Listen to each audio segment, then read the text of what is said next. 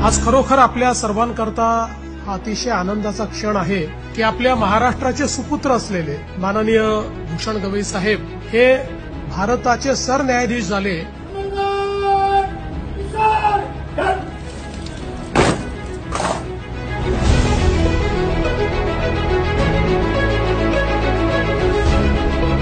त्यामुळे केवळ विधिमंडळाच्या वतीनं नाही तर हे विधिमंडळ 13 कोटी महाराष्ट्राच्या जनतेचं प्रतिनिधी आहे। त्यामुळे त्या जनतेच्या वतीनं मी या ठिकाणी त्यांचं मनापासून स्वागत करतो आणि त्यांचे मनापासून आभार देखील मानतो।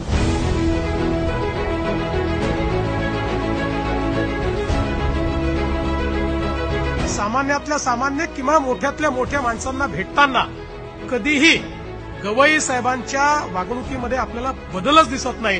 ते सारख्याच पद्धतीनं त्यांना भेटताना आपल्याला दिसतात। हे खरं म्हणजे त्यांच्या स्वभावाचं महत्व आहे।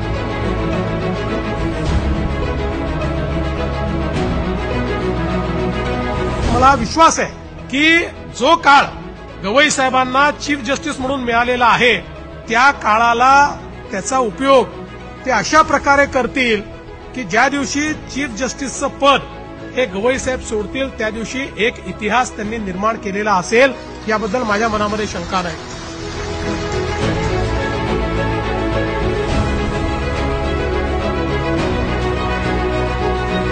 आम्हाला सगळ्यांना गवई साहेब खूप आपला अभिमान आहे। एक मराठी माणूस, एक आमचा महाराष्ट्रातला माणूस हा त्या सर्वोच्च पदावर आपल्या मेहनतीतून तिथपर्यंत पोहोचला याचा आम्हाला सगळ्यांना आनंद आहे।